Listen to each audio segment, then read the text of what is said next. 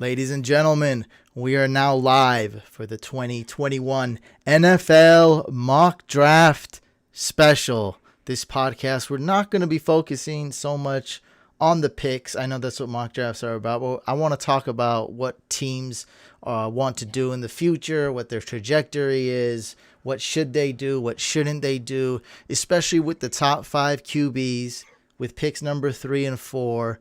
I'm going to want to read a lot of your guys' comments and see what direction you think they'd be going. What are some scenarios? Because I think that this is the best draft in a long, long time. I honestly can't think of a more exciting draft.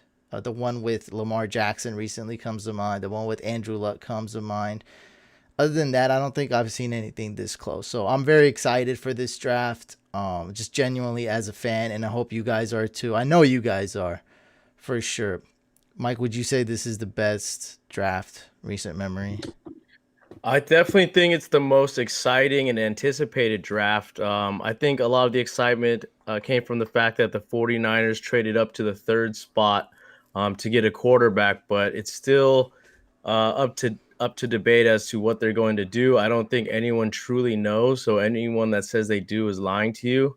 And really anything can happen in the top 10. And like you said, the quarterback class here is top heavy. There's a chance that the first 4 picks could be quarterbacks, and that hasn't happened since the 1999 draft when Tim Couch was drafted number 1 overall by the Browns. So I think that's going to happen again.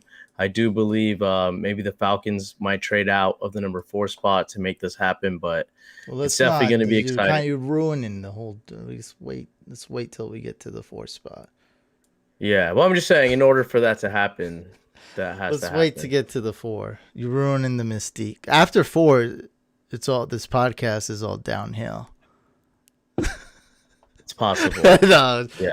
Maybe after 8. After the top 10. I think a lot of the a lot of people across the country are Patriots fans. So I know, like Bill Simmons, for example, is a big Patriots fan. So I know a lot of them are trying to figure out who's going to be the heir apparent to Tom Brady. We know it's not Cam Newton. So if they can somehow come out with the top quarterback from this draft, that would be amazing for them, for their fans as well.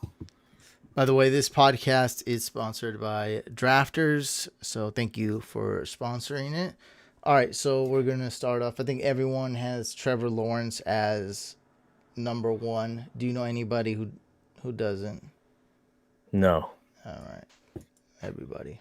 Pencil that in. That's a lock. Yeah, it's got to be a lock. So number 2, everyone has Zach Wilson, but I mean, there is debate.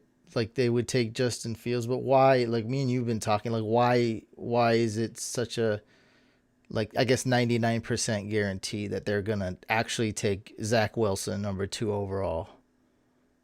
Are you asking me? Yeah, I'm asking you because me and you were talking. You seemed like you were pretty set on it being Zach Wilson.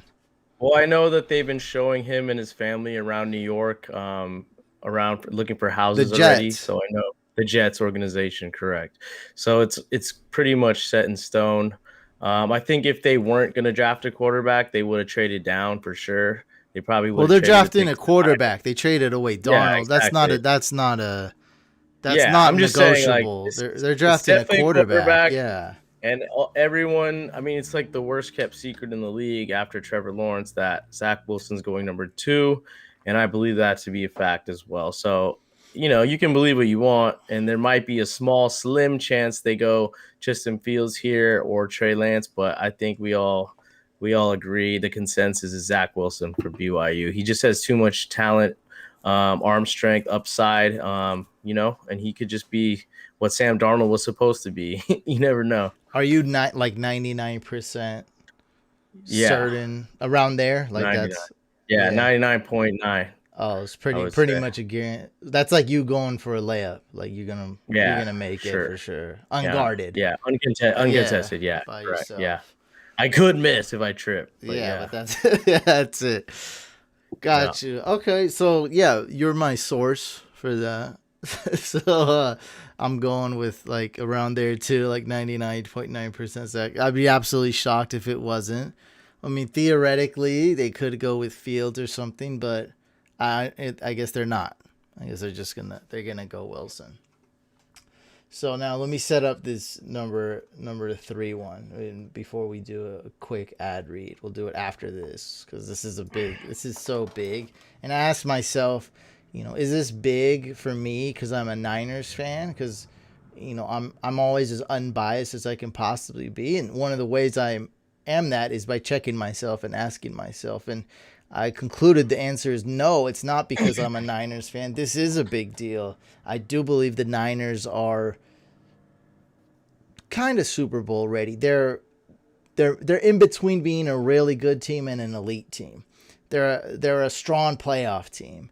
They need a little push over the edge to be Super Bowl contenders. And with this trade up, this could be it. A quarterback could push them over the edge to become an elite team, a top 5 team, an actual Super Bowl contender. They need a little bit more. So we're gonna break this down step by step, very basic. We're gonna start out as like a total, like someone who doesn't even know football. We're gonna start off basic, and then I'm gonna read some of your guys' opinions. Who do you guys think the Niners are trading at 3? And I forgot to ask anybody who's tuned in live on YouTube, go ahead and tell me if you don't think the Jets are gonna actually draft Zach Wilson. So the Niners traded up. And when you trade up and give up so much, they traded a lot to move up. From pick 10, right? From pick 10. They traded up a lot to go get... traded 3 future first rounders. Yeah, it's a lot. You gave up a lot to the Dolphins to move up. So it's pretty much solidified they're going to draft a quarterback. That's non-negotiable. Now, there's 3 quarterbacks on the board realistically that they can take. That's Trey Lance, Mack Jones, and Justin Fields. Right now, Trey Lance, we'll talk about him a little. I guess we'll talk about him right now. I think I compared Trey Lance a lot to Lamar Jackson, and I get Mike, you told me you don't compare him to Lamar Jackson, and I get it. Like, he's just not anywhere as fast as him, but like, I like, that's my pro comp for him, like, exactly. And Lamar Jackson, remember, it wasn't in the plan to have him as a day one starter. Remember, Joe Flacco was still starting. Then he was being so bad that they threw Lamar Jackson in after around week 7, I think, maybe week 8, something like that. And so that's exactly how I see Trey Lance, just like Lamar Jackson. And so I would say I would rule out Trey Lance from this pick if the Niners have already traded away Jimmy Garoppolo. Right now, the plan, in quotation marks, is to keep Jimmy G for a while. I think if they get a good trade offer, they're gonna probably trade. I think that's the plan. They get they get blown away, get a really good trade offer, they will trade away Jimmy Garoppolo. Do you agree with that? Yes, I think the Patriots are, if they strike out on quarterbacks in this first round, if they fail to move up and get one of the quarterbacks that falls, I think their backup plan is definitely to offer us a package for Jimmy G. That's for sure. Yeah, getting a little bit ahead of ourselves, but to understand this scenario, I think we got to understand what's up with Jimmy G. But because Jimmy G is still there, and I guess we can expect he'll be there for at least a little while, a couple more months at least, they're not going to draft Trey Lance. It doesn't make sense to go get Trey Lance when you don't have Jimmy G. But Jimmy G is still there, so Trey Lance is still in play. Then we have Mack Jones, who was a good college player. Doesn't look too exciting. But he was slated to go there, and Vegas had him as the favorite to get drafted there. Now it's Justin Fields. Vegas doesn't know what to do now. And a lot of this information has been coming out. So, correct me if I'm wrong, Mike, because you read a lot more articles. You're always on your phone with the stories and the news and stuff. So, But it seemed like the only two rumors or articles or whatever, like reports, I should call them quote unquote reports, have been coming out has been about Mack Jones and Justin Fields. And I think Justin Fields' stories have been a lot louder. That's how I feel. And definitely keep me in check if I'm wrong. So you showed me Mack Jones had 2 DUIs. I've actually never seen. I actually haven't met any other person that knows that, and I've never seen that anywhere else except from you. Well, he for sure has 1 DUI. I don't know if he has 2. I think that could have been the Ohio State fans kind of That's like weird. I exaggerating it. googled it and I saw 1 DUI. Yeah. Yeah, so I think it really like for sure 1, like Yeah, no I think debate. I seen his Yeah. pictures I think picture. it's 1 because 2 would be people would know that. I think if it was more than 1, that would be a huge Yeah. red flag. I think 1, you can just chalk that up to immaturity, being a college student at a high profile school. So I believe there was 1, and I think that the facts prove that out. But Mac Jones, he is a national championship. He was the quarterback that led Alabama to a championship this past season over Justin Fields in Ohio State. So head to head, he won that battle. And I know that a lot of people don't believe that the Niners would give up all that draft capital to go up to number 3 to draft Mac Jones, but I don't necessarily think they did that just to knowing that they were gonna draft Mac Jones. I think they did that to be in the power position and have the opportunity at 3 to control their destiny and evaluate the 3 quarterbacks that they knew for a fact were going to be there.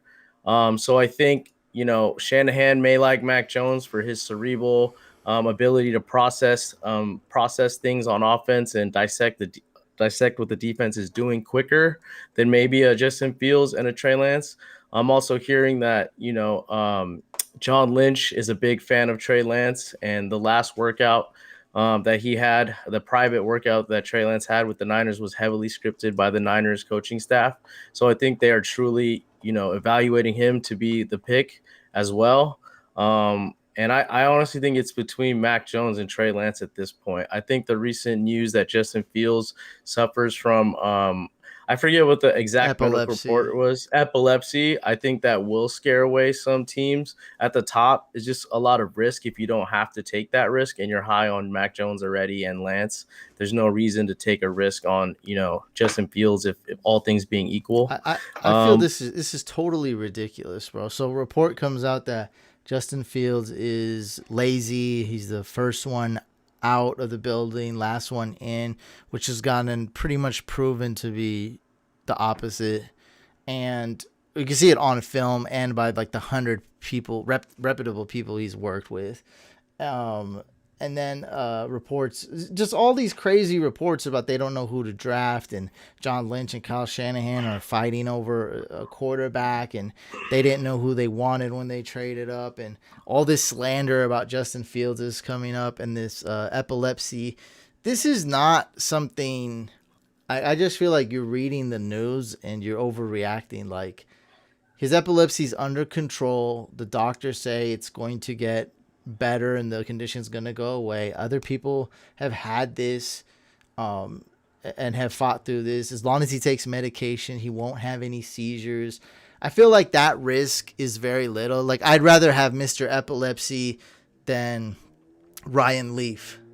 So I think that's the big risk is, and not to, if Mac Jones does have 1 DUI, I'll definitely give him a pass for that. That's not a big deal. But I'm saying I'd rather have Mr. Epilepsy than Mr. DUI. If I had, you see what I mean? If I had to pick, to me, that's more of a risk, immaturity and whatnot. And I'm just like, I'm not, if Mac Jones only has 1 DUI, I'm not trying to like say like that's the end of the world or anything. I'm just trying to compare. Like, I'm saying that's where the risk is. Ryan Leaf, Johnny Manziel, immaturity, addiction, self-turmoil. That's my risk. Or I guess like Tebow when you can't pass. Like, that's where the risk is to me. So I think all this stuff coming out about Justin Fields, don't fall for it. It smells like a stupid trap. All this crap comes out all the time. When Josh Allen's racist tweet came out, no one talks about that anymore. Like, this is the norm now. And I don't know when it started, probably with the Lermy Tunsil gas mask. This is a norm that reports start coming out. right before the draft. This is not a coincidence. Like, this is so obvious, man. It's such an obvious storyline. I don't know how you don't see this. I don't know how you don't see through this. I just think that if there is a reason why Mac Jones is the guy, it's because Shanahan believes that he is way more advanced when it comes to processing things at the quarterback position. I just think that that's his talent. He's obviously not an athletic quarterback, but I believe Shanahan thinks all he needs is a guy who can throw accurately, which Mac Jones definitely does, who can make quick decisions in the pocket, and who just is very cerebral. I think that he believes that Mac Jones can do that for him, and he can be the fastest to adapt to the offense. So that's the only reason why I see Mac Jones would be ahead of the other two.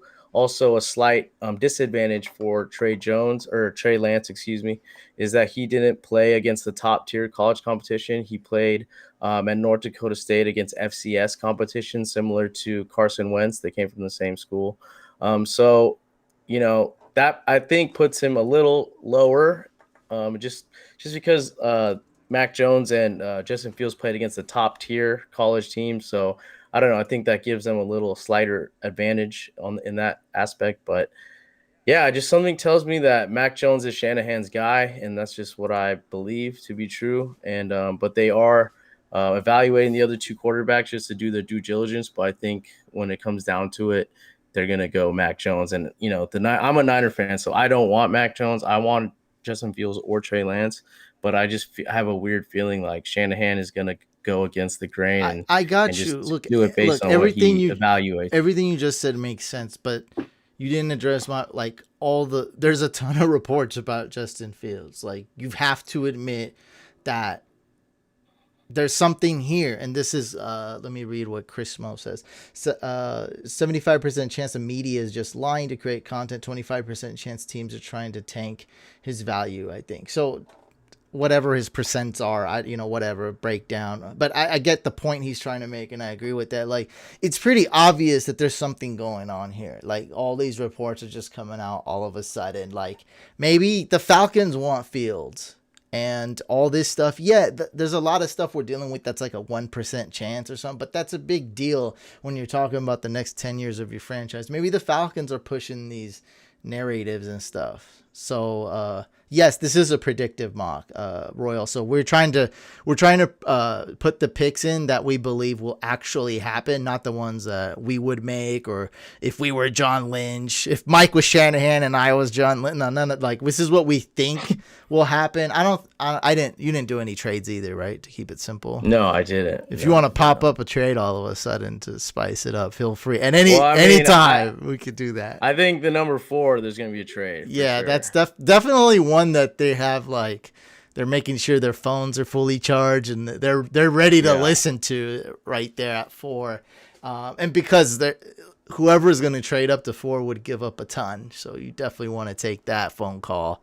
You're going to get a lot. Right. Like I could see somebody giving up more than what the Niners did. By the way, to correct the record, the Niners, I believe, traded up from the 12 spot up to 3. Was it 12? Well, yeah, Not I 10? think so. Look that up. Google that to make sure. But yeah, they traded up from 12, and I think the Dolphins traded back up to 6, and that's why the Eagles. Oh yeah, the 12. Spot. Yeah, overall, you're right. Okay, I think that the number 1 candidate to move up has to be, in my opinion, the Broncos at 9. I think that they could definitely move up to either 4 or 5. 4 through 7 seems possible if they have enough capital to do that and the teams agree. Well, let's break down 3 before we move on. We're not done with 3. So I'm taking Justin Fields. I think Justin Fields is the only option that makes sense, the simplest answer, and I truly believe it's him. But I'm with everyone else who is, I don't know. I'm just as clueless as everyone else. I'm not calling everyone else clueless, and so am I. I don't have any special source. I don't know anything, and if I did, I'd automatically assume that special source is lying, which everyone should. So I think That's the only thing that makes sense since the first time this trade was mentioned, and it's the only time that makes sense now. Because now Vegas is on my side, and now he's got epilepsy. Like this is like so ridiculous that all these things are coming out now. He's a bum. Shanahan wants the other. Like, what the heck is going on? Like, this is crazy talk.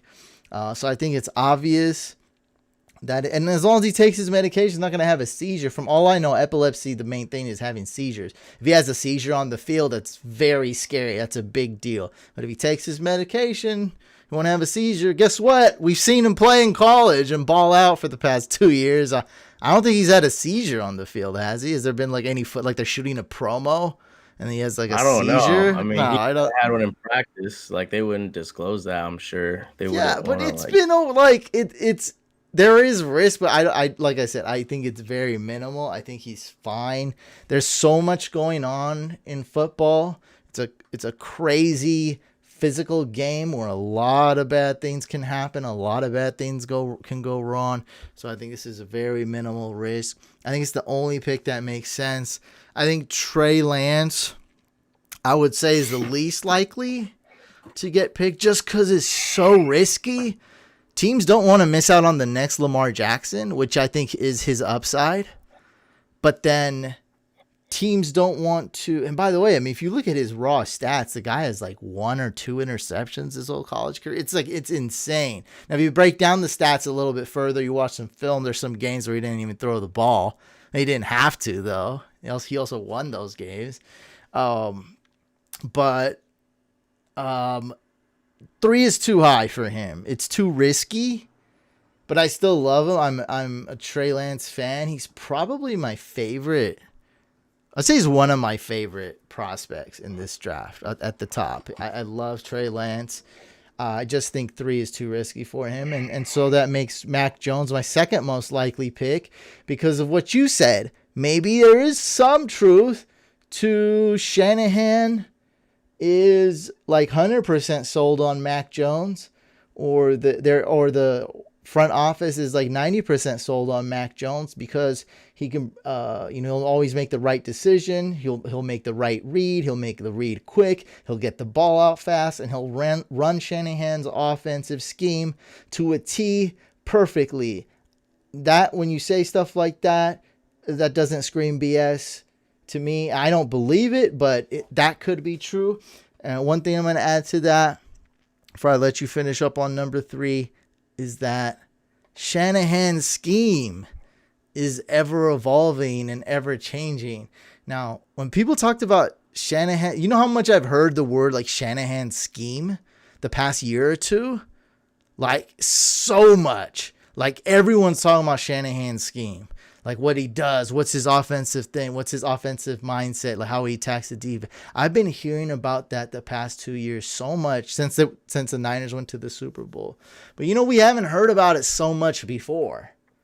But I have. I've talked about this. His scheme changes all the time. He's an offensive genius that does what it takes. What he's doing with the Niners by making everyone a running back, including Juszczyk, by the way, guys, is the Juice, the fullback, including Debo, including Ayuk, including Kittle. Anyone can be a running back at all time. You can run vertical, horizontal. He didn't do it with the Falcons. RG3, he was offensive coordinator with his dad. That was different. Brian Hoyer and the Browns, that was different. Only thing I think is really... correct me if I'm wrong, I think zone scheme running and some West Coast concepts. That's the only thing that's been congruent, which basically means nothing. Like, he changes it to whatever he wants. And that's why Justin Fields is like I just told you, that's the scheme right now. Is everyone's a running back. Maybe now we see a quarterback be the running back finally. Then again, maybe not. Maybe he does take Mack Jones. I don't know. I'm sticking with Justin Fields, though. And I'm telling you right now, bro, if they draft Mack Jones, I'm going to be super pissed. I know I didn't say this before, but I'm going to be pissed. I'm not going to be happy. I'm still going to be a Niner fan, but I'm going to have a terrible day if they do that. Yeah, I mean, I definitely don't want Mac Jones, but I'm also trying to look at it from the other point of view. Like, what if he's actually good? Like, he did win a championship in Alabama, playing on Every basically the Alabama most. quarterback's good. Yeah, I mean, Everyone. but like, yeah, well, I mean, you can't really say that. I guess Tua, yeah, Tua. But who else was been good? I mean, that's about. I guess Jalen Hurts before he transferred to Oklahoma. Bro, But their Mac. program is unfair. Everyone's good on that Yeah, but program. quarterbacks, they don't usually produce quarterbacks, like great quarterbacks is what I'm saying. But Mac Jones, he beat out a 5-star recruit to get to win the starting job. And I don't know, a lot of people that from his team, like Devontae Smith, he says that Mac Jones is that guy. He has a charisma. So he might just have like, a charisma or a leadership quality that we don't know about. We can't see because we're not around him every day. But I do think there's something about Mac Jones where he's a leader and people want to follow him. And if he is the most pro-ready quarterback, because I look at it like Trey Lance isn't going to be ready day one. I don't think. No. Like he translates to someone that's more of a project. Justin Fields, a lot of people say the knock on him is that he only locks onto the first read. He's not the best at breaking down defenses. So if you're looking for the most NFL ready day one quarterback, it would have to be Mac Jones if you look at it in that lens. And if we are truly ready to win now, it's just a fact that Mac Jones is the most NFL ready quarterback of the three. Now, time will tell whether that's true. How is he more Um, ready than Justin Fields? Makes no I sense to me. in terms of leading a team, in terms of breaking down defenses, game planning, I think he's more of a cerebral player. He knows where to go with the ball a lot quicker. He processes things quicker. That's just from what I've Because been I think the hearing and plays and understanding. the players were better. It was a lot easier reads. Well, Ohio State had great players too, I don't think as good but as Alabama. I think Alabama better well, the Niners receivers. offense is going to be similar to Alabama talent wise, right? So he was basically playing with NFL ready That's players. I never understand that Well, argument. he Like, well he beat Justin Fields head to head. So what are we saying about that? by double the points. So he head to head against Justin Fields with similar teams, we could say talent wise. Mac Jones came out on top.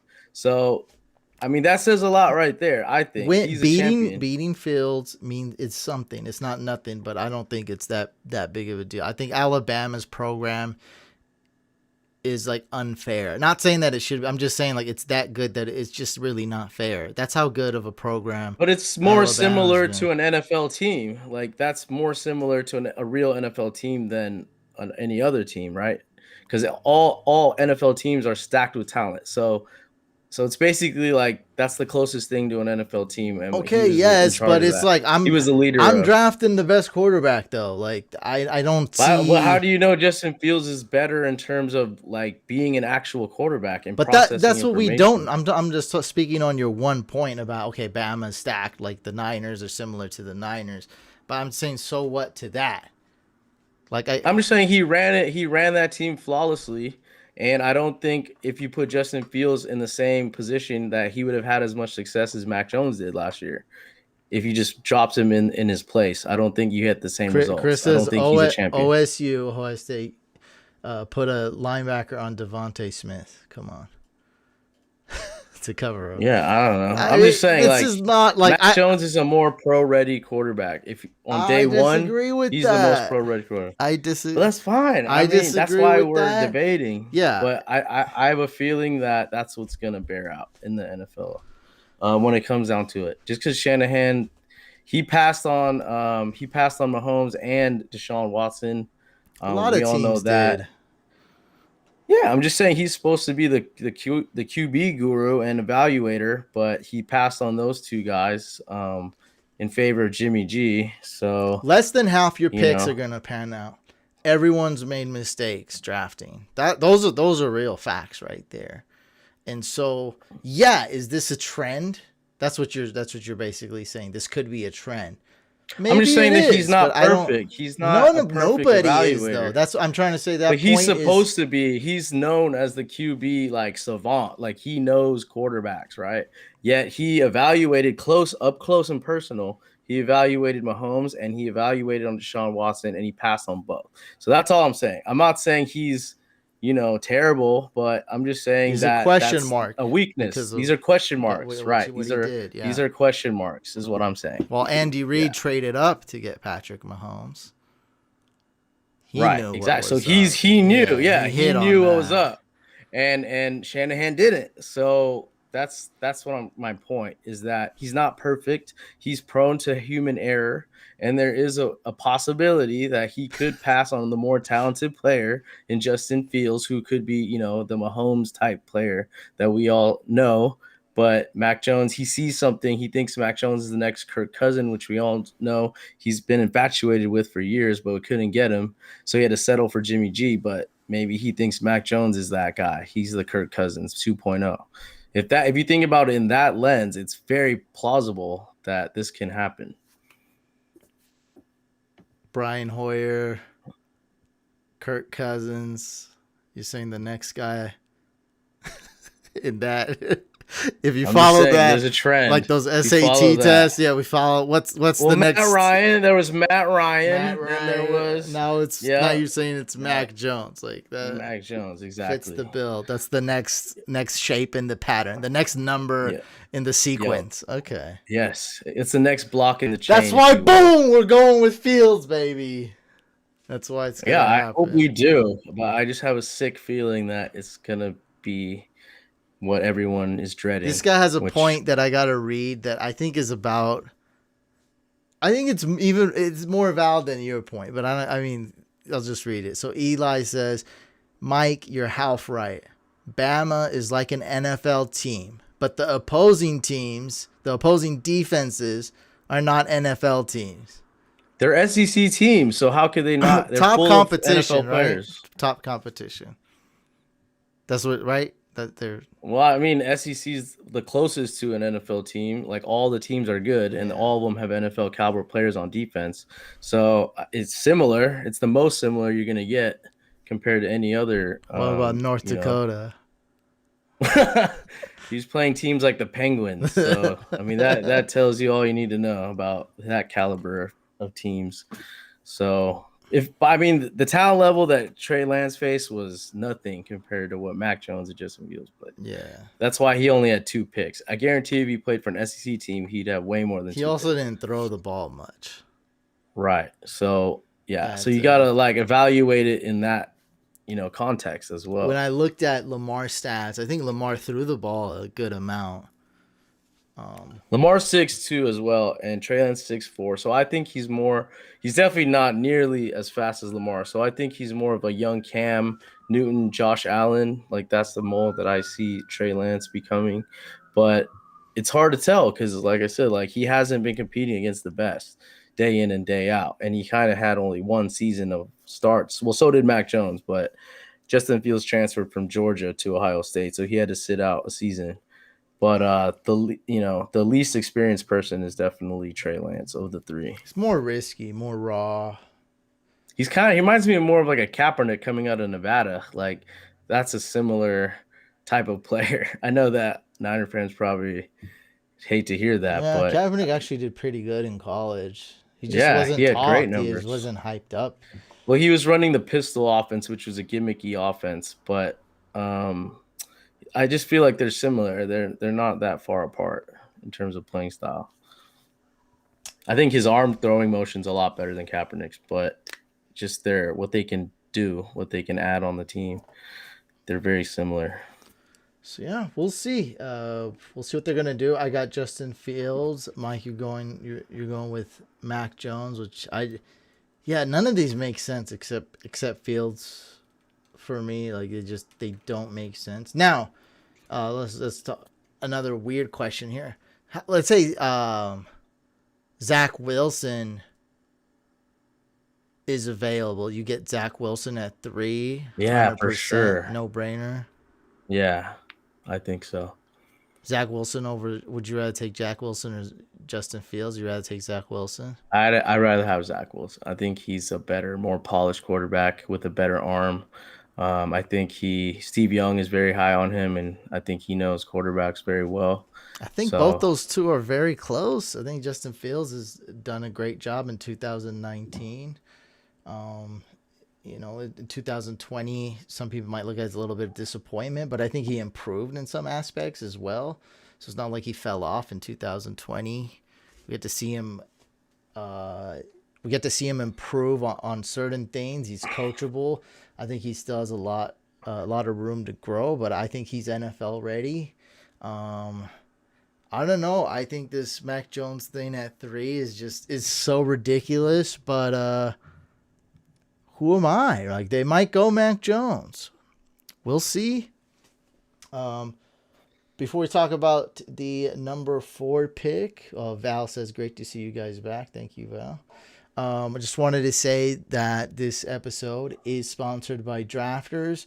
Right now, there is an overlay alert, which means that the contest they have, which ends when the draft begins, so it ends at April 29th, I think around 6:30 p.m. or something Eastern, something like that. You can't enter anymore. And overlay means that it's not going to fill up, as in the company is losing money. Now, that's very likely to happen. That's what I think. If that happens, your chances of winning greatly increase. I'm playing all day Friday. I'm streaming live all day Saturday on YouTube. And I'm probably going to be streaming Sunday on Facebook. So I'm playing tomorrow. Well, for those of you listen to the audio podcast, that's today. So Friday, Saturday, Sunday, I'm going to be mock drafting. Damn it, Mac Jones talk. Mac drafting. I'm going to be Mac drafting all day long, baby, with a cigar in my mouth, with my shirt off. Friday, Saturday, Sunday. So hit me up if you want to draft with me. You'll see me there regardless, probably, if you're drafting on there. Why did I say mock? It's not even mock drafting. It's a best ball tournament. I don't even know what I'm talking about.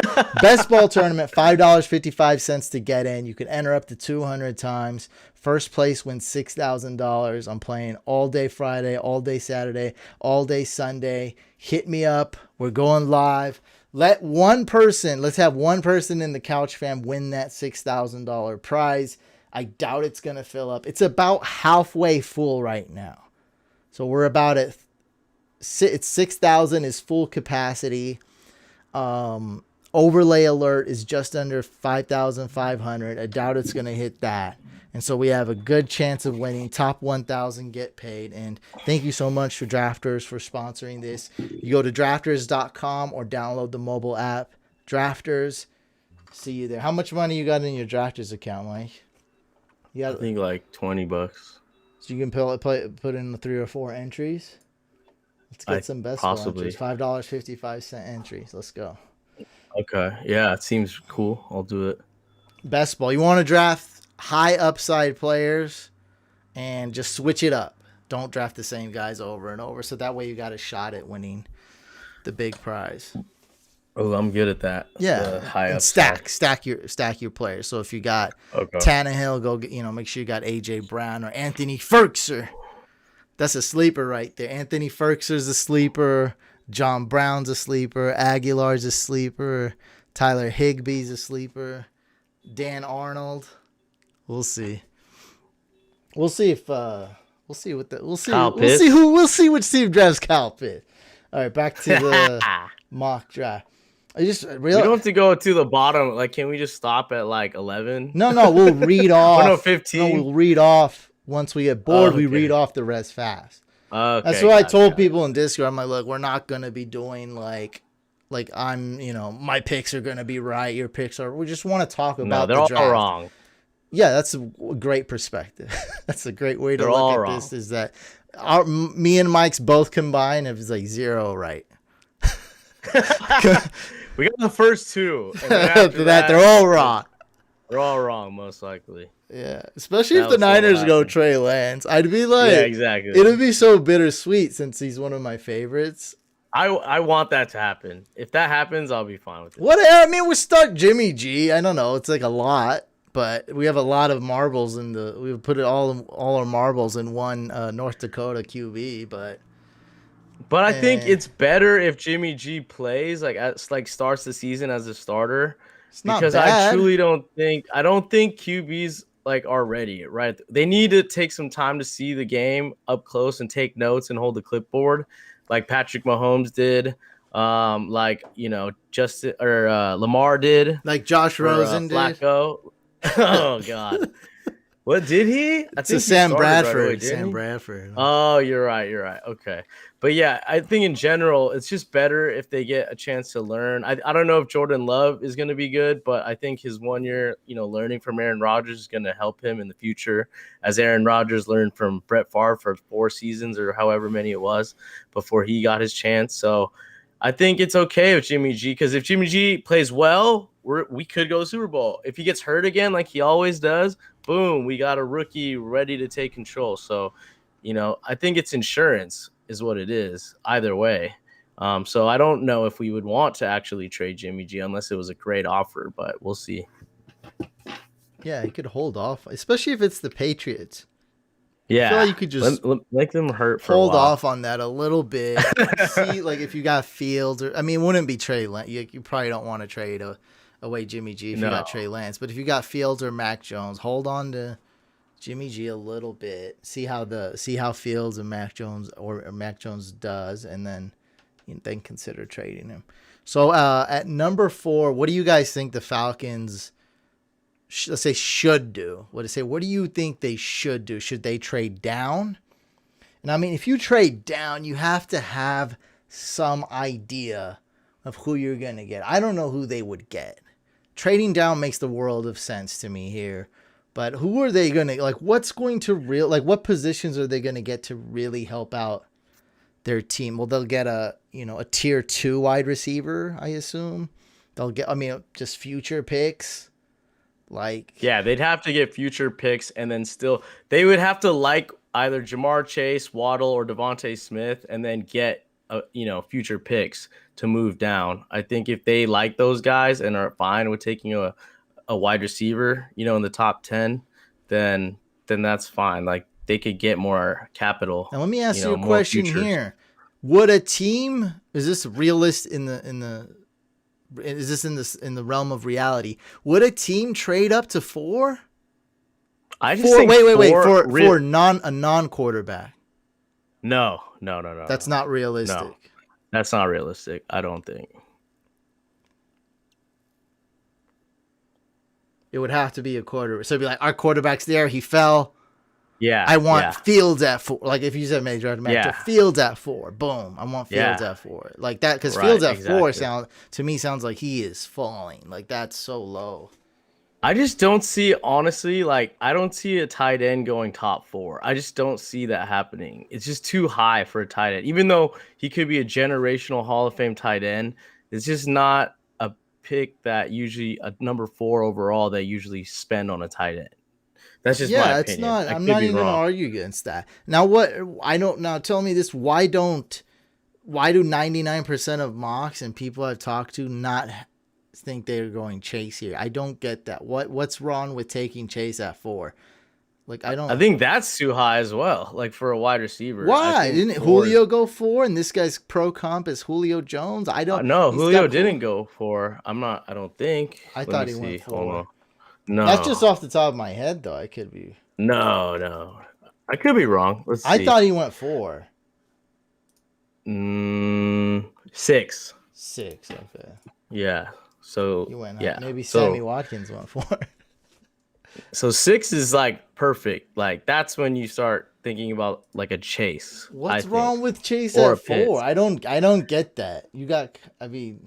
I just don't think that you take a wide receiver over a position that, because I mean, we can all agree wide receiver is probably the deepest position in this draft, correct? So it's usually about scarcity. Like you don't take a pick at 4 when you know you But can Chase move is like down a and tier still. 1 though, and I think he's the only guy in tier 1.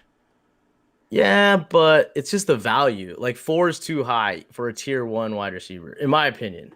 I Well, think 6 is when you what do you start do thinking though? about You it. just talked about tight end. So what do you do at 4? Let's say you might have got some trade calls and they're terrible value, and so you're like, well, we're not trading down for this, disrespectful call. Like, we're not going to trade down for peanuts. We're going to stick here. So who would you take at 4? Well, if they're sticking there and they're not getting a quarterback, then yeah, Pitts is the best non-quarterback player on the board to me. He's the most sure thing from a offensive weapon perspective.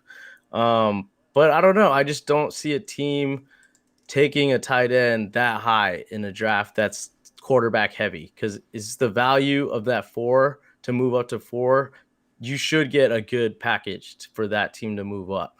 There shouldn't be because like if you have the chance to get either one of the top 3 that are left, like a Jones, Lance, or Fields, like you have to pay a premium to move up to get one of those guys, in my opinion. So in that case, you wouldn't waste that potential draft capital just to take a tight end when you could move down and get him potentially still. Michael came up with an answer for my question, and one that makes sense. Michael says the Falcons trade down with Denver, and the Falcons take a corner. That makes a lot of sense because now you're going to get a corner.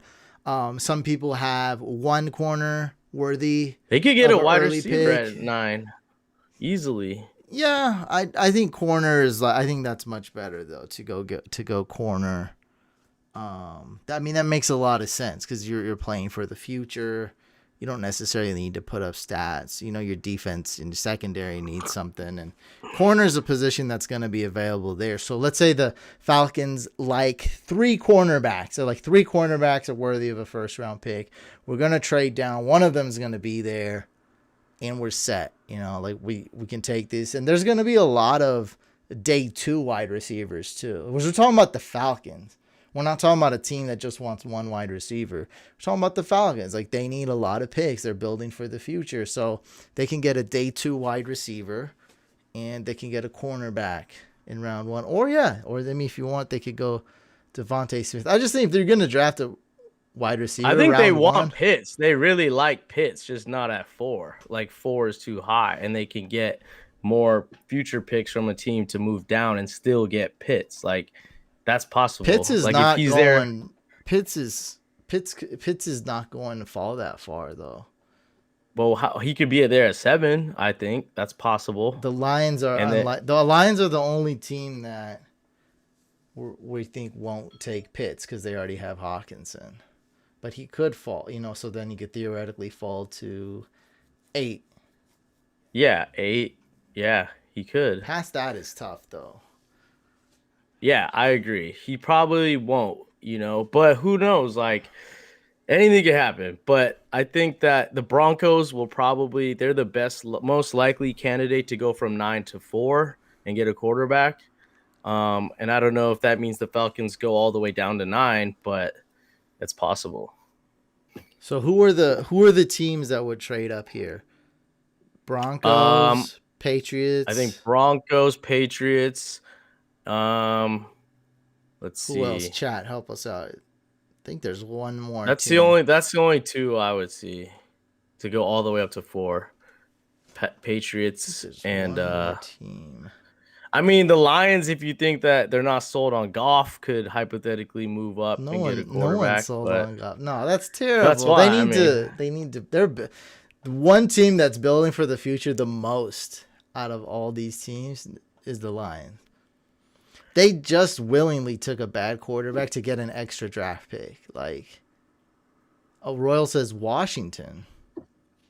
Where's Washington, though? They're like way down. So, at 19, I mean, they'd have to give up a lot of capital to move. Similar to what the Niners did, so they have to give. But I think they're so far down. Like, I just don't. They'd have to give up their whole draft, to move up that high. 3 firsts, though. If they gave up 3 firsts. But they're at 19. Like, I just don't think they can move all the way up to 4. 3 firsts. It would be really hard. 3 first rounders. But we gave up 3 firsts, and we only went from 12 to 3. So you're saying they're going to give up even more than that to go from 19 to 4? Well, it's up. I think 3 firsts is basically exactly what the Niners did, but I think Washington would. But Washington's way further down, is all I'm saying. I know. I'm not. I don't really matter what I'm just saying. Like if they were to offer 3, I think that's a fair offer. I think the Falcons would consider it. I don't know if they would do it. Maybe 3 firsts, but if they wanted to trade down, that could be their best offer. Maybe. Yeah. Where are the Patriots? Yeah, Patriots should move up. What position are they? Likely. They're in the 15th pick, so they're definitely They're not gonna. That's 4 picks higher, which is like that means a lot. So I don't know. I mean, I just don't see it. It could happen, but I don't think they can go all the way up to 4. They could probably go up to maybe 8 or 9 from 19. We're talking about the team that drafted that traded a lot more to get RG3. But they have a chart of values, so it's really up to what they value each draft pick slot as. And historically, to move up from 19, I don't know if they have the firepower, but maybe they do. I don't know. I just don't see it happening. Hasn't happened in the past. I get what you're saying, but so the Niners went from 12 to 3, from 19 to 4. That's a huge difference. It's a big difference. 7 picks. Yeah, but it's not. That's a huge teardrop from 12 to 19. Or you give up another 4th round pick or something. Throw that in there. Yeah, I don't know. We'll see. It would be crazy for sure. I think it's within the realm of reality if Washington. I don't think they can go to 4. They can go to 8. That's as high as they could go, or maybe 7. They can do it. That just depends how much they want to give up. If their quarterback is there, I think you can do it. If their QB is there, I mean, we're talking about a team who's got Ryan Fitzpatrick. He's 38 or something. He's a bridge quarterback just based on time. He's gonna retire after this year. And Tyler Heineke or something like that. They just drafted Haskins and fired him. If their quarterback's there, they're a really good team. The Saints did it one time. They gave up their every draft pick to draft Ricky Williams. Oh yeah, they made a documentary about that. Yeah, and he wasn't even the number 1. I think he was number 3 or something. Number 3 or 2, something 2 or 3, 4, something. I don't know. Yeah, he was 5th. So they gave up their whole draft to draft him 5th overall. So that's so crazy. That's happened before. Yeah, it could happen. I'm just saying it could happen. If you give him a similar offer to the Niners, it's up to these two. You see what I mean? It's up to these two teams. I don't think we need to talk about what's right and what's wrong. If the Falcons really want to move down and Washington gives them the best offer that's fair, then boom, it can happen. And Washington would also need to be hey, Justin Fields is there. That's the guy we always wanted. He's number 1 on our board. Boom. So we'll see. So the Falcons, they could take Pitts, they could take Sewell, they could take Chase. I still don't get why Chase would be out of the question at 4 to replace Julio Jones. When Julio retires, I don't understand that. That doesn't make any sense. Wide receivers, other than quarterback, I don't see how wide receivers. I just think a QB value is in the 4 range. You don't take another non-QB player with that high of a pick when the draft has 7 good quarterbacks, because it's just a premium. You're just wasting potential draft capital that you could have acquired instead of picking that. I guess trade down. That's the only thing that makes sense. I guess that's what we're both kind of saying. That's the only thing that makes sense would be to trade. What are you gonna do with Kyle Pitts? You're not going anywhere with him on the Falcons, right? It's just you might as well turmoil. Trade it down. Get more draft picks, more flexibility in the future. You could get the second best cornerback because other people have him as the 3rd best cornerback. You can get the 3rd best linebacker in the draft because other people might have him as the 4th, So you got yourself a good linebacker, good corner, and then you got a day 2 wide receiver. Now you're building. And then you got to, hopefully look for your quarterback another year to replace Matt Ryan. So, So far, guys, we have... and I'm just telling you now, we're not going to go through every pick and talk about it forever. We will, especially for the audio listeners, we will name off all our picks a certain point, like really fast, just so you guys got it. We just wanted to talk about the draft, where teams are going, maybe some fantasy impact, and that's really it. Like, this is a dope draft. It's not about getting every pick right, although me and Mike did last year, and we won several contests. I correctly picked both Niners first round picks, which was Javon Kinlaw and Brandon Ayuk. So I think I was one of the few people who did that on the internet. Well, hopefully you'll be dead wrong this draft. So our picks are the same. Trevor Lawrence, Zach Wilson. The Jaguars take Lawrence, Jets take Wilson. I got the Niners taking Fields. Mike has them taking Mack Jones at 3. At 4, we both think the Falcons. I think everyone thinks they should trade down. Yeah, I don't think we like. I think literally everyone thinks trade down here. Yeah, because I'm looking at this name, Kyle Pitts, and do you know who I see? It just doesn't. I see this big redhead tight end named Hayden Hurst, and it's like, God, like, you guys need to stop. At some point, they need to hit the brakes and just be like, let's do this over again. Like, let's stop what we're doing. Let's trade down. But could it be possible too that they pick a quarterback? I mean, I know Matt Ryan's still good, but at some point you gotta look at the future. If their guy is there, yeah. But that's an if, because we got to see what actually happens. Well, you got two. You'll get one. You'll get either two of the. You're saying if they love 4 quarterbacks, then yeah, but they might only like 3. So I'm just saying, let's say they only like 3, then yeah, if you're quarterbacks. If they love 4, then... Well, they're either going to get 1, 2... They'll get to have 2 of whoever the Niners don't get. So that's either going to be Lance or Jones or Fields. This is what I'm saying. You gotta someone's going to fall. Well, assuming you like Lawrence and Wilson, you have to like 4. Not everyone likes 4, though. Some people like 5. No, I mean, they have to like Jones. They have to like Jones, Fields, and Lance. Like, if you like one of those 3... then there's a good chance you're going to get it at 4. But you might not. So you might not, but I'm just saying, if they're looking for the quarterback of the future, this is the draft to do it. Not next year, not the year after, because it has a big fall off. If that guy falls, that's definitely someone's falling. A top quarterback is falling to them at 4, for sure. If you get one of your favorite quarterbacks at 4, that's worth taking, because 4 is like a low spot for a quarterback. Usually franchise quarterbacks go top 2, top 3. Exactly. That's why. That could be the pick too. Definitely, I can see that happening. Definitely. Good debate here. At number 5, the Bengals are on the clock. And I actually was on the Sewell train here. And I actually was like, this is the pick that makes sense. But, Scott's been super vocal.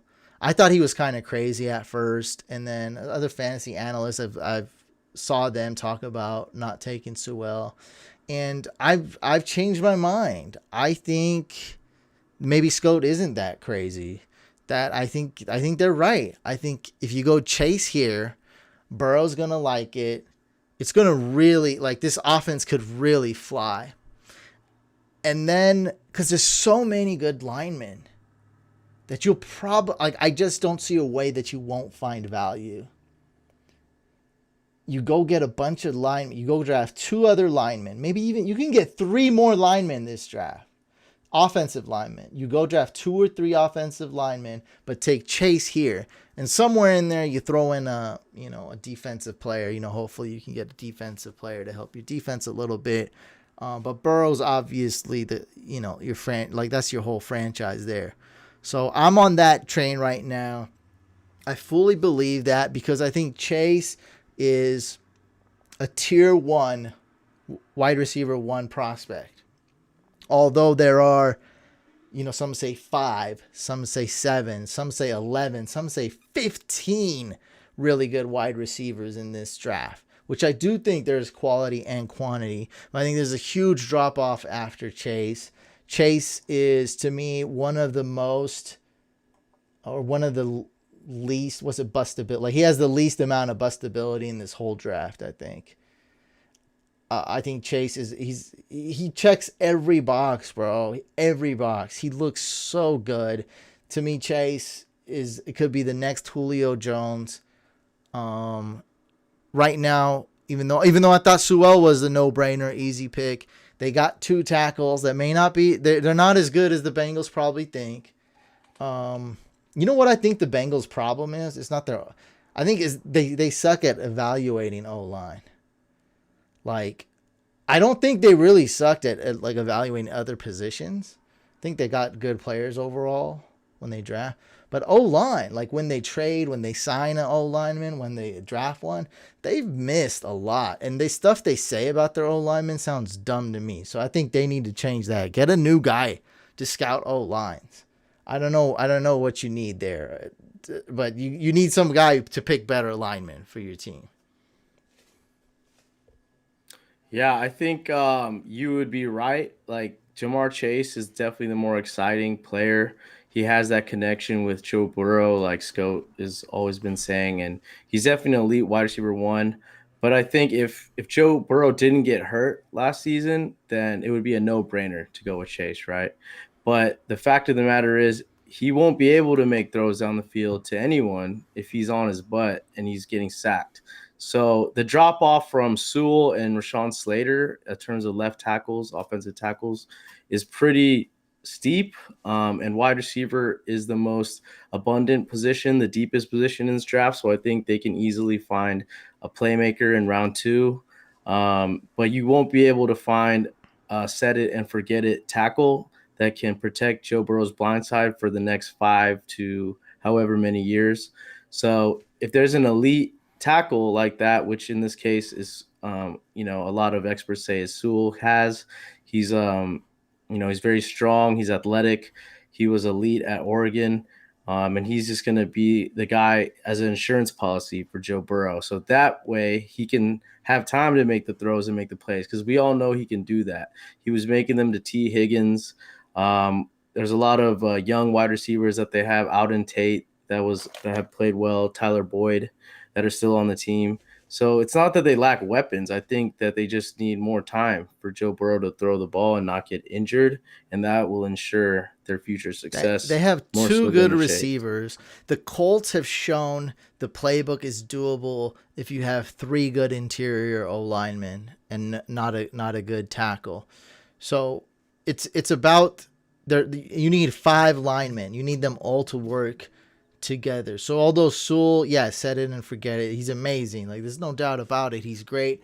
I think if you go Chase and you make sure to get linemen later, you can make it work. You got to make sure you get linemen later. If they draft the best offensive guard in the draft, if they draft another top 5 offensive guard in the draft, I think they can do it. And now with Jamar Chase, now you have 3 good receivers instead of 2. I don't think Auden Tate is really relevant. He's okay. I don't think he's that good. I think that was all Burrow. So I think they should go with Chase.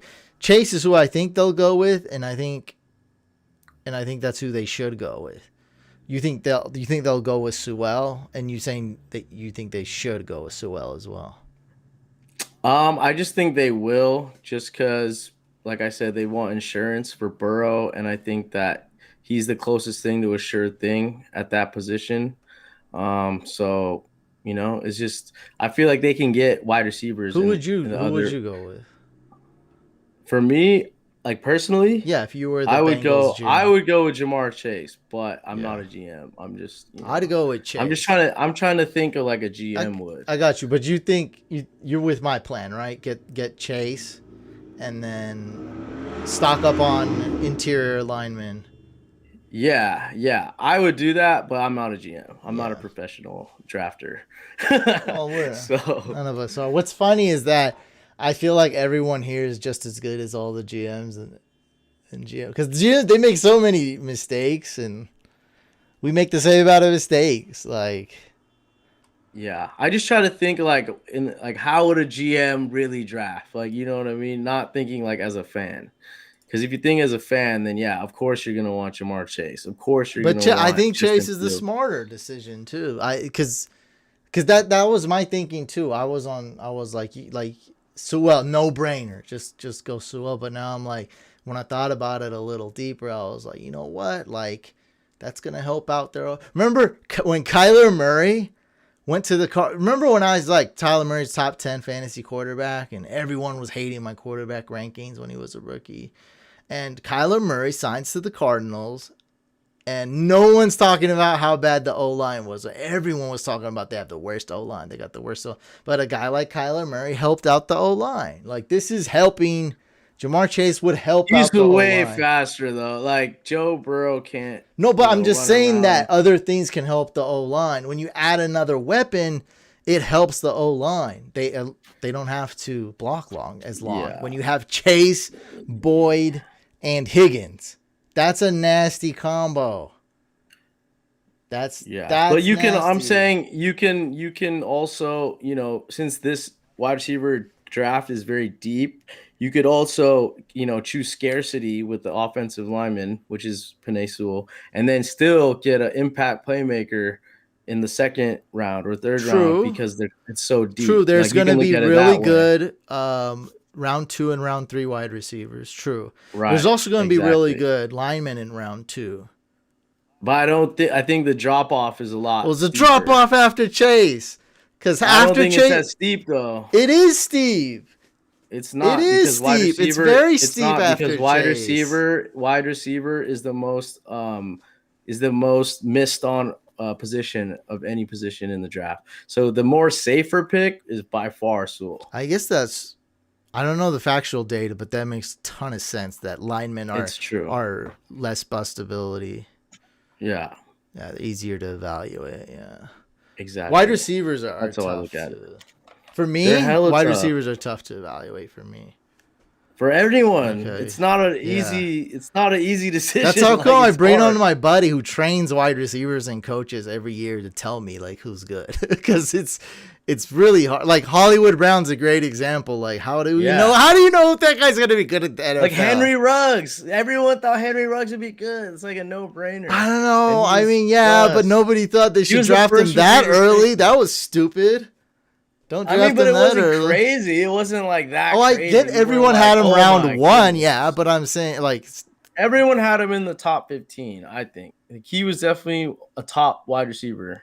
No, I wouldn't even. I'd say top 3 wide receiver prospect. Yeah, yes. for sure in that draft. And then it's not a shocking stupid team drafted him as the best wide receiver. But that's why it's all like the situation. Like what situation you get drafted into.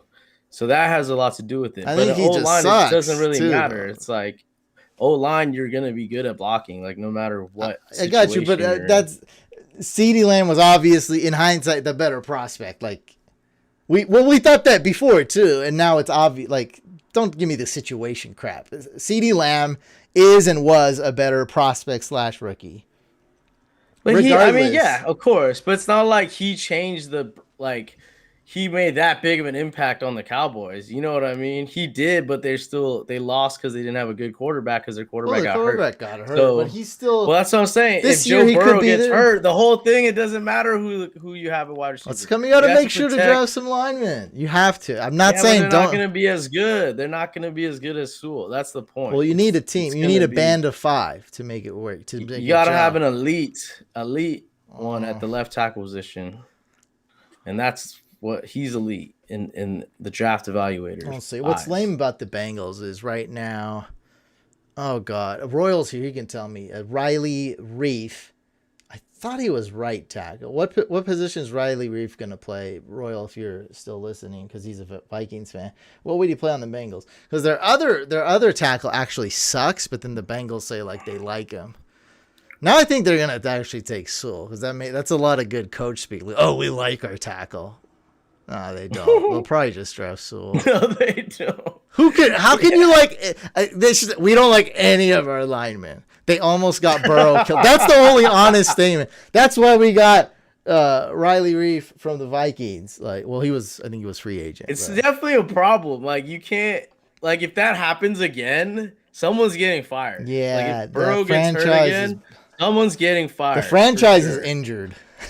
Yeah, the franchise is on IR. Happen again. Yeah, that's like Jimmy. Then you're just Jimmy G 2.0. Like that's the path you're gonna go down. Yeah. So they can't have him be hurt. There's no way. All right. Well, I got Chase at 5 for the Bengals. Mike has Sewell.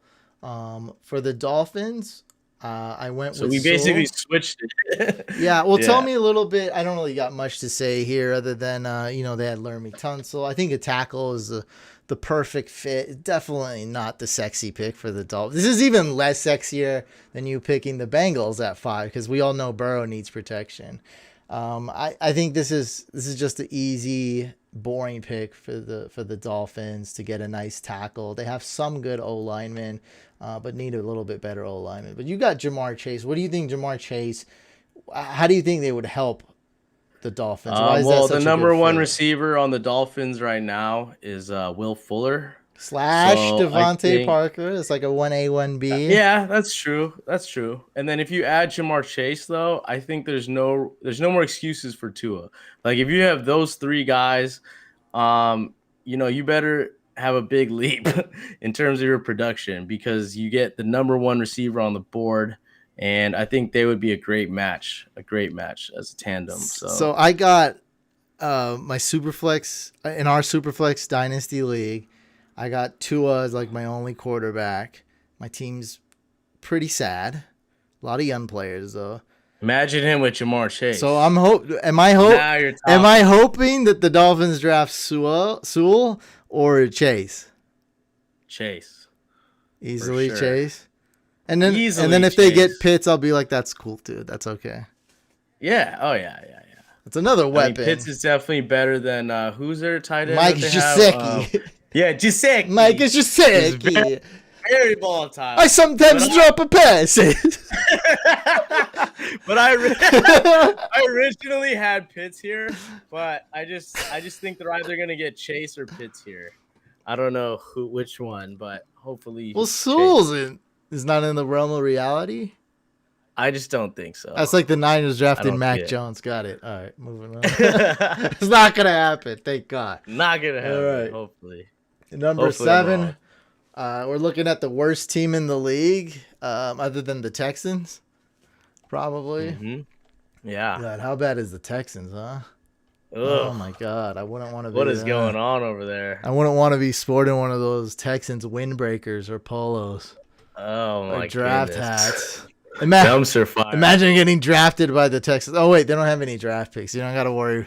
Ladies and gentlemen, you don't got to worry about it. It's not gonna happen. At least they have David Johnson, right? Or no? And Mark Ingram. And Philip Lindsay. There's stacks in the backfield position. God, imagine that backfield in 2016, huh? Mark Ingram and David, everybody would lose their mind. Like, what? And Philip Lindsay, rookie of the year? That's crazy. Oh, God. He was rookie of the year like 2 years ago. That's what's so funny.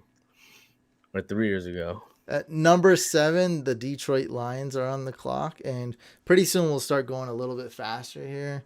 I think we should go faster now, starting now. You got him taken off. I have him taken Devontae. We'll go faster. Don't worry.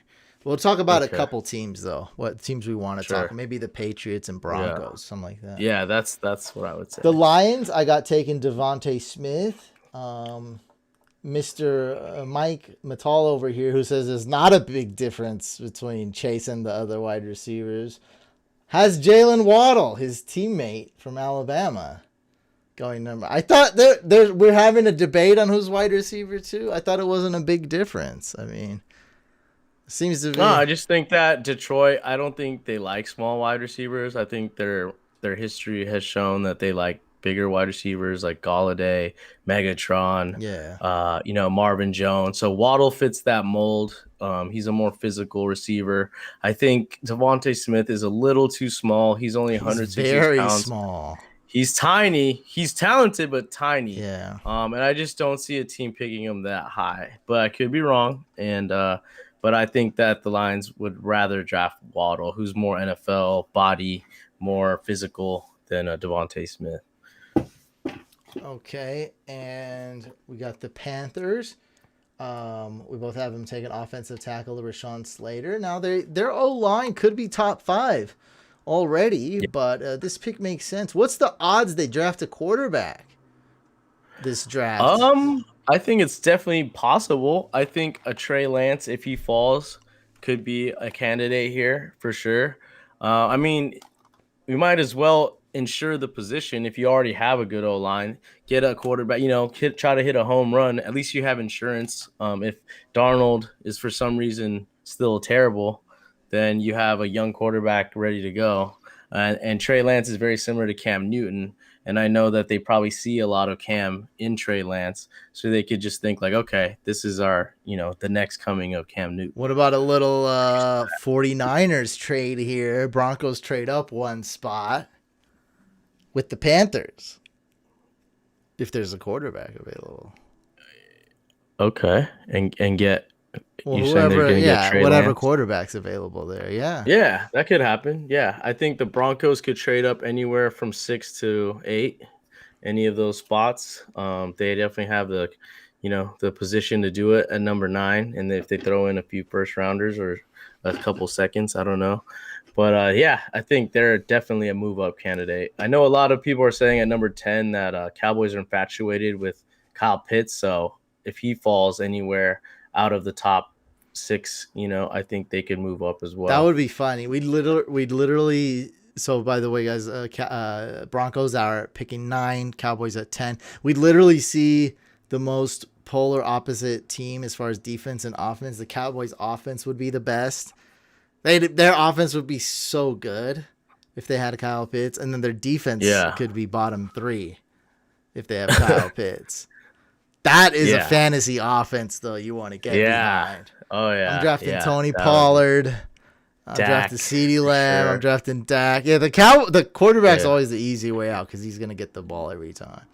Mm-hmm. I love that. Yeah, I think if they get Pitts somehow, their Dak's value goes through the roof. Obviously. Yeah, that's such a good team because all they need is a tight end on offense. That's the only thing they're missing. So yeah, I'm sure Jerry thinks that way too. The Panthers could really do anything here other than they could get a wide receiver here because if there's only one wide receiver drafted so far, the Panthers could take the second best one or whoever the second wide receiver is on their board. As you mentioned, Devontae Smith might not be number 2 on everyone's board. He could be there just because I feel like Steve Smith, they're used to having a small receiver being their number 1 receiver.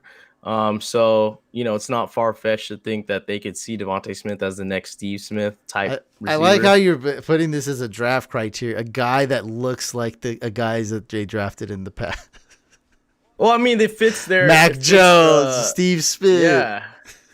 Because, teams have a history. They do. They have a certain, like I knew the Raiders, I correctly predicted they would get Ruggs. You know why? Is because he's the fastest wide receiver. So that's what the Raiders because Al Davis faked his death. He's really alive. Yeah. Ooh. But they just have a cult. They have a culture. You know what I mean? Yeah. They have a type, as they say. Well, the Ravens always draft defense. Like they always put an emphasis on defense. But I don't know. You're getting a little specific here, but who knows? Devontae Smith could work out. Their receivers are small. Steve Smith, Devontae Smith. Yeah. It's not that hard to put the pieces together. He'd be dope on that team too. Like it's a good pick as well. Number 9, we have the Broncos taking Trey Lance, or let's just say it. That's if they have a quarterback they like, they'll probably make a move in this draft. They need to upgrade from Drew Lock. That's the key. Yeah. He's not the guy. He's not. I don't know if they'll ever find the right guy, but this is their best draft to find one. Paxton Lynch wasn't the one. Yeah. Number 10, we got the Cowboys. We both have him drafting cornerback Patrick Surtain. Yeah. And number 11, New York Giants. I have. Oh God, did I do? I put this guy twice. Oh my God. Did you? Yeah. Oh, you did. I'll just say the Panthers. I lost for sure. The Panthers draft random wide receiver. Okay. Oh yeah. All right. That's some make it work. I'm making it work. Nice. Definitely see them drafting offensive linemen, especially if guys like Sewell and Slater start falling. Like This is their main need is Are linemen. you talking about the Giants? Yeah, Giants. Okay. Also Okay. maybe pass rush, but you got to get this guy a better O line, like one that Daniel Jones can trust. You have him taking Devontae Smith. A lot of people have him taking a wide receiver here. So I just think they like Devontae Smith. I've been hearing a lot about they're really high on Devontae Smith. at number 12, If the you Eagles. Think they're not drafting quarterback, huh? I think they're out of the. yeah, I They I don't know. conceded. Who knows? Who knows? No, they're not. I I don't wouldn't put think. anything past I them. don't think it's realistic they take QB. Otherwise, they would have just stayed at 6, right? Well, they would have to trade up. Yeah, They yeah, traded exactly. down. I think Yeah, they you're threw right, in the. you're right. They threw in the flag. You're right. Yeah, there's no way they're doing One quarterback. position they You're right. need is wide receiver. Yeah, yeah. They also need So a left tackle, but that's why I got the one from USC. Yeah. That's who I think. so I got. But they could get Christian Darrisaw as well, like one of. They either of need those. They need a wide receiver so bad on this team. But they can still get one, like in the Yeah, second they can round. get Like, two. they don't need. They to can get one in yeah, round 2 and 3. Exactly. Yeah. So I don't know. So I got. I think Hurts is the guy, though. Hurts is I the got guy. him taking Waddle here. I think that would be amazing. Kind of like a Alshon Jeffrey replacement. We I think Waddle's going to be much better than Alshon. Offense. Hopefully. And you got him take offensive tackle Elijah Vera Tucker. Okay, so 13. The Chargers. O lineman, yeah. You got him taking an offensive tackle. It's a little Yeah. surprising. I think they go with a cornerback, J.C. Horn. Everyone keeps talking about how their corners have been so good, and their defense has always underperformed. I think you finally get a real corner. I think J.C. Horn's the perfect fit here. You're going with offensive tackle, Christian Darrisaw. Okay. Yeah, I just think they need more. They want to have more protection for Herbert. You can never have too much protection for your young quarterback. Yeah, it's their franchise. Yeah, it's like insurance. I got the Vikings actually taking Christian Darrisaw with Riley Reif leaving. Riley Reif now on the Bengals. Okay, I could see that. And you have him taking edge Jalen Phillips. I think both are very good picks here. Yeah. What you have and what I have. I think both are really good needs, and they might go either way. Number 15, I have the Patriots chilling with Cam and just taking Micah Parsons, best linebacker, off the board. I think 15 is a great spot for him. And you have him taking Justin Fields. Now, you would need a trade-up scenario for this Yeah, most likely to happen. I see them ending up with Justin Fields, but it would definitely need a trade up for sure. Yeah, to get a stud prospect like that. Yeah. That's where Haskins went. For God's sake. Right. But I think they will find, like, if the Niners pass on Mack Jones or pass on Fields, I think they'll find a way to get one of the quarterbacks that fall. And all of them make sense for the Patriots because you have Cam, who can kind of mentor Trey Lance, who's very similar, or Justin Fields is very athletic. I think Justin Fields is just better overall. And then you have Mack Jones, who is, more like Tom Brady, you could say. Yeah, so, exactly. Yeah, I could see them going with any of those guys. Number 16, I have the Cardinals taking Elijah Vera Tucker. You have him taking J.C. Horn. 17, I got the Raiders taking linebacker Jeremiah Owusu-Koramoah. And I got Micah Parsons. Yeah, Micah Parsons falling in their lap. And the Raiders not screwing this one up. It's the most for sure fire linebacker. Yeah, I think they get lucky and they land him. So they finally get one right. They got one right. I don't see it. I see them blowing another first round pick. Like we always do about this time. Well, maybe they will. Who knows? Yeah. Only time will tell. Now that we're this far, I mean, surely every one of our picks are going to be wrong. Oh, yeah, for sure.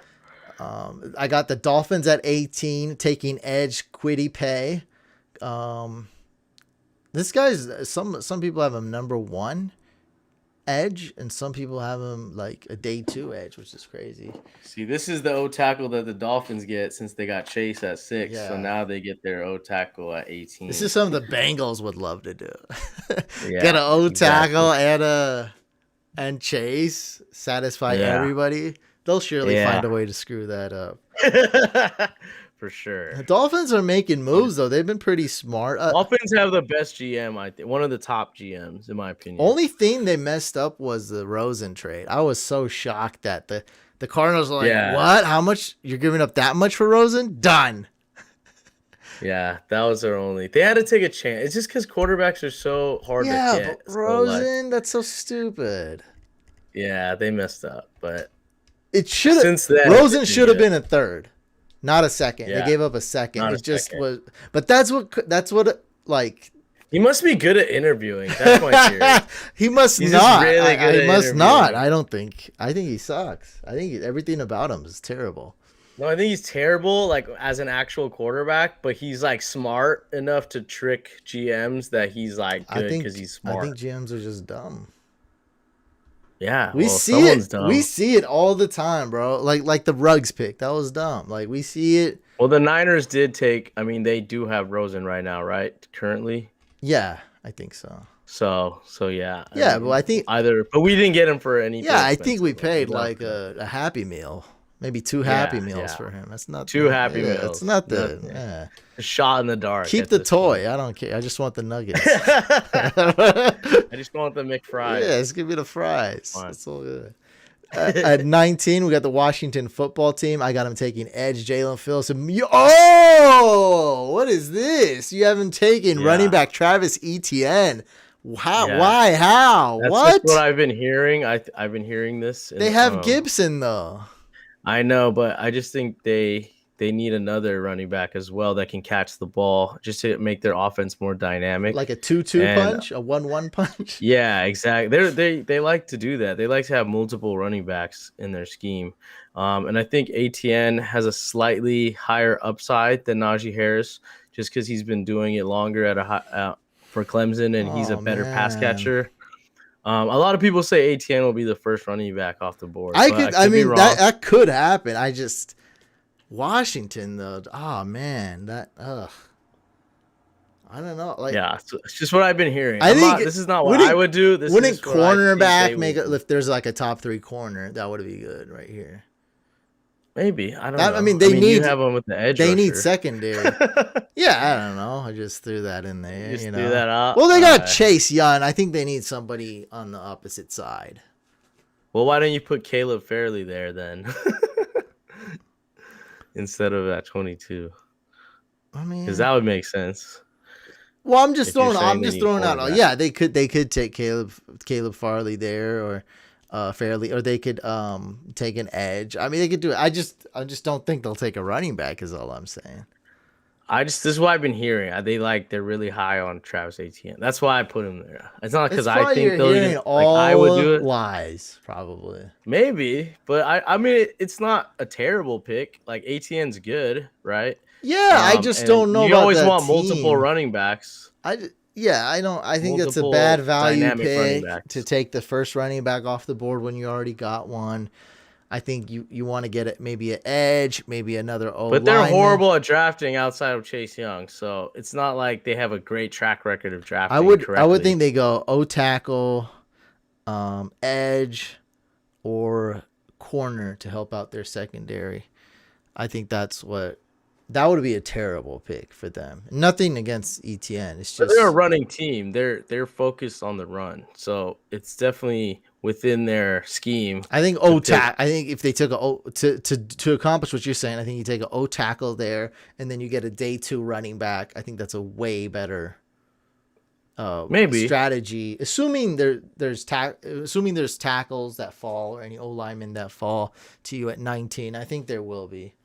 But it would be, you agree it would be scary to game plan against a team that has both Travis Etienne and Antonio Gibson in the backfield. Like that would be pretty tough to contain. Yeah, it's tough. Yeah, but they have a really good team overall.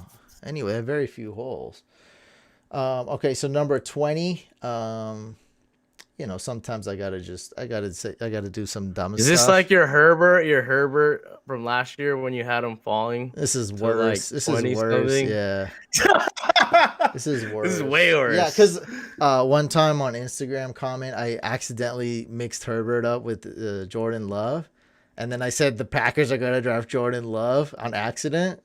And I got it right. But you were right. Looked like a genius. People were like, what is this? Yeah, I got it right. That is pretty I good. still like that I said Herbert to the Packers because they still draft. Like, I got the position right. Like, that was still a big deal. Yeah, but there was no way he was going to draft. No way. Yes, no way. Yep, you got that right. And this is the exact same scenario, I feel like. But you no just said the way. Patriots with Field, so I feel like this is like the same thing to where Yeah, but they'd I have have to Mack make a Jones trade. at 3. Well, that's where I hope you're so dead think the wrong. Bears need to trade up. Yeah, if they would get this, they Realistically. yeah, I mean, I don't. Yeah, because Mac Jones, I could see him falling, but then to a certain point, it's like you got to like trade up and get him. If it's an easy trade up. Yeah, let's just say there's no way he's going to 20. No, unlikely. But there's no way. I think that the Bears are going to take a quarterback this draft. Probably be one of the later ones. Maybe the 8th quarterback off the board. Something like that. But they're going to take a quarterback.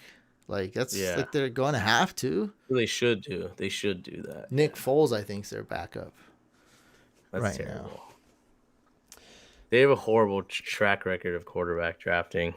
Now, you have him taking wide receiver Rashad Bateman, which is great.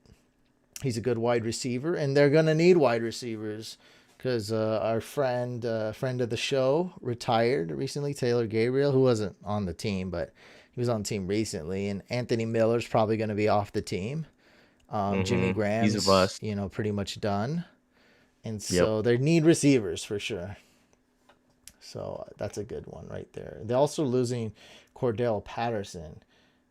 Gosh, I forgot what team he went to. Falcons. Oh, they definitely need a receiver then. Can you look at what team Cordell Patterson went to? I think the Falcons. Yeah. Number 21, we have the Colts. I got him taking offensive tackle, Tevin Jenkins. They have a great... He's on the Falcons. I was right. Okay. They have a great interior O-line. The Colts do. Maybe you need to add a tackle. You have him taking edge Jason away from Penn State. The Titans, I sort of had this one falling in their lap. They need a corner, and then they get Caleb Farley. They also need a wide receiver, right? Yeah. Maybe tight end too. Yeah, they lost John. Yeah, they need a lot of things. They lost Corey Davis. You have him taking linebacker Jeremiah Owusu Koromoa. Yeah, who would fall in this position? Because you had him at 17, so this is just a value pick if he goes down to 22. Same thing with Caleb Farley, who I think is probably the second best corner. Maybe probably second. I think so. But if he didn't get hurt, he would have been the first. Some people have him as the first, though. Yeah. Okay. He got hurt though. That's why he fell. Yeah. Now he's like 3 on people's boards. Yeah. And I have the Jets taking Zaven Collins. You have the Jets taking Caleb Farley. I think we both think they go defense here. Mm-hmm. Defense or O-line, maybe. Something like that. And the Steelers. This one, like, you can't. I think this one is. There's only 2 options for me here. Unless they really love an edge rusher that falls. Like their number 1 pass rusher fell to 24, then they might take him. Other than that, I don't see the Steelers taking anything other than O-line or Najee Harris, running back, whatever the top running back is.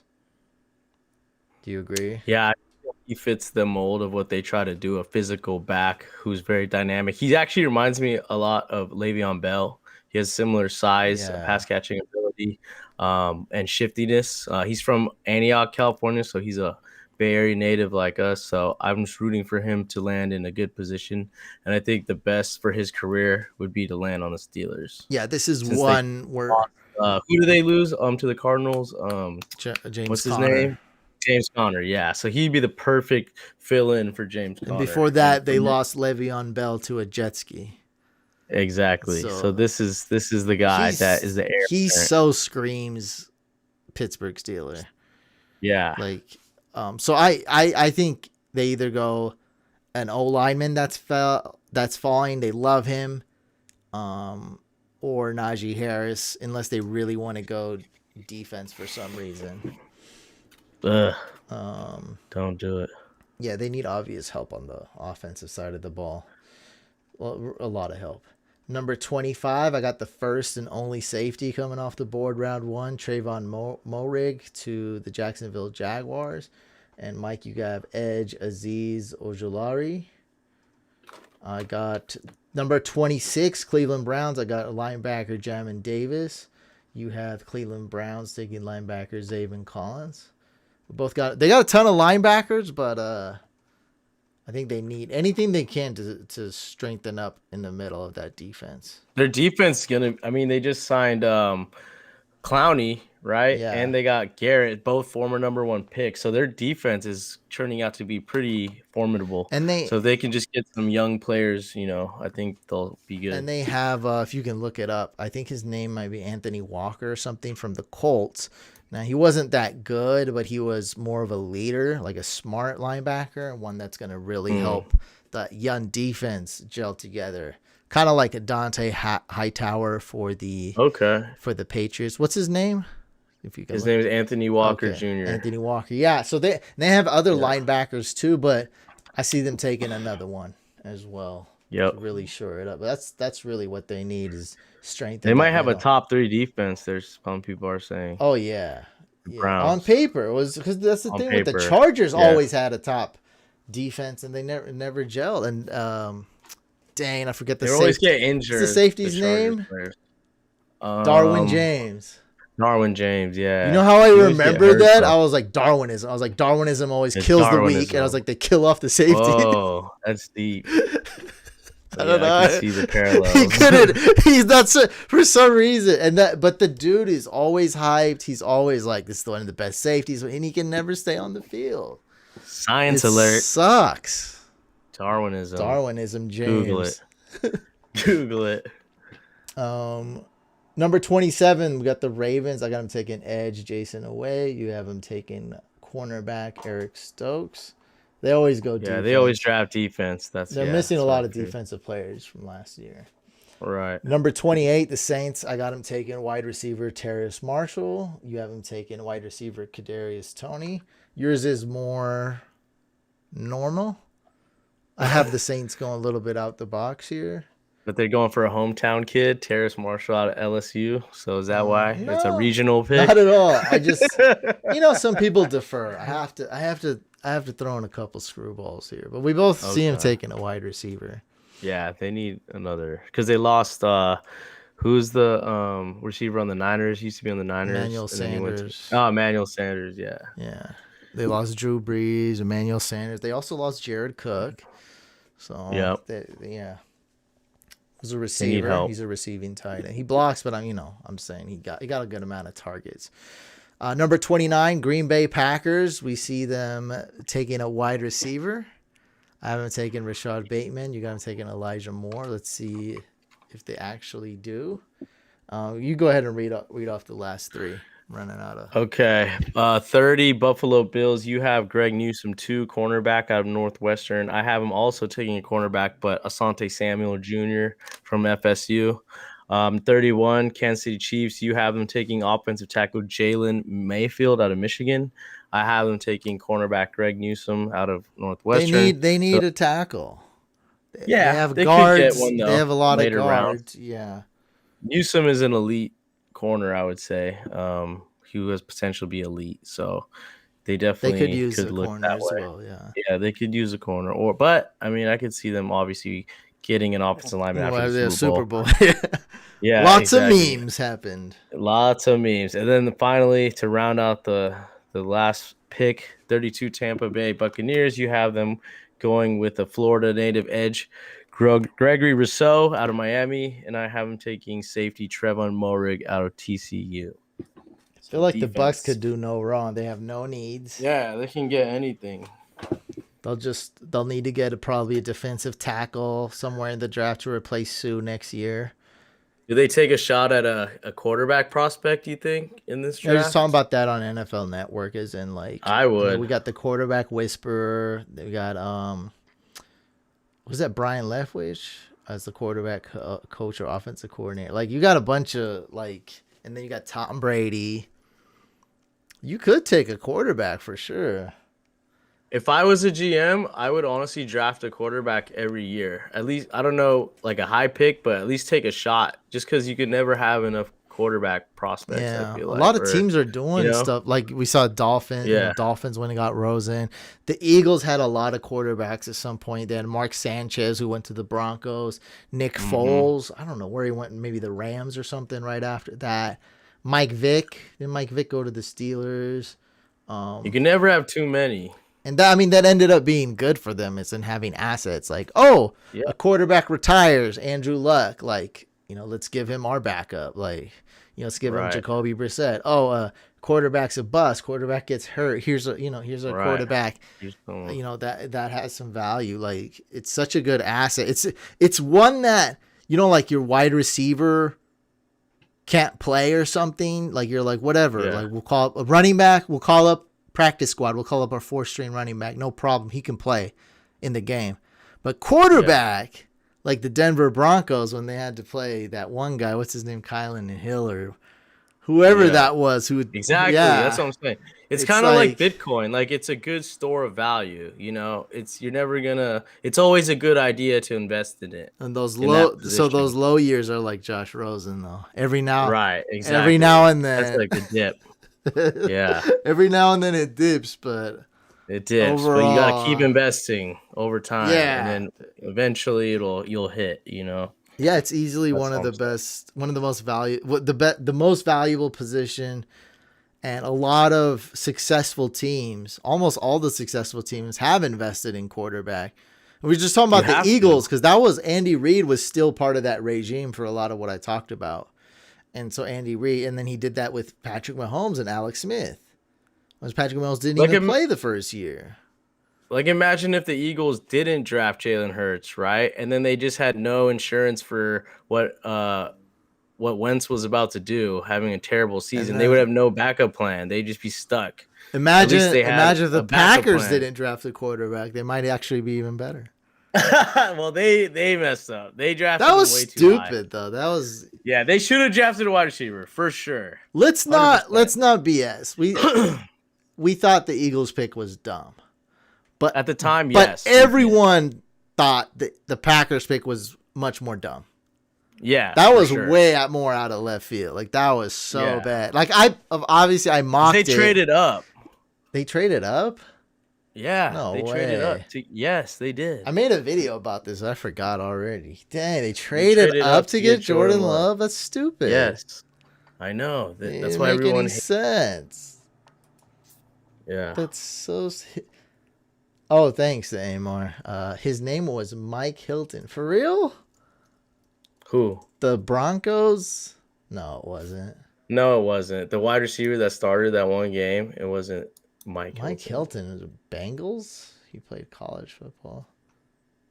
Mike Hilton. No, his name was. The answer was Kendall Hinton. Is his Kendall Hinton. You didn't get it right either, buddy. Yeah, Kendall Hinton. You didn't get it right either. Yeah. He's trying to correct you. He got it wrong. Yeah, you got it wrong too. Yeah. I get a lot of names wrong, but just so you know, you got it wrong too. Just letting you know, you didn't get it right either. You're also incorrect. Okay, on a scale from 1 to 10, how disappointed will you be if the Niners select Mack Jones? 10. 10. 11. whatever answer you said. All right, guys, we're gonna end the podcast there. Thank you for tuning in live, of course, on the Fantasy Couch Podcast YouTube channel. Also, podcast goes out, the audio version, on all the platforms: Apple, Google, everywhere. And this Friday, what's this Friday? April 23rd. So 23rd, 24th, and 25th, all day long, I will be on drafters.com or the Drafters app. I'll be doing the best ball GPP tournament. So My name's Hussein the Brain on there. So check out drafters.com or go get the app. It's the $5.55 tournament where you could win up to $6,000. Mike, I hope to see you on there. You got like $20 on drafters. You better enter 3 times because it's an overlay. Chances dramatically increase of winning the $6,000. Really hoping somebody in the Couch fam wins that $6,000 prize. All right, guys. Wow. I'll see you on draft day, and I'll see you on drafters. Enjoy the day and enjoy.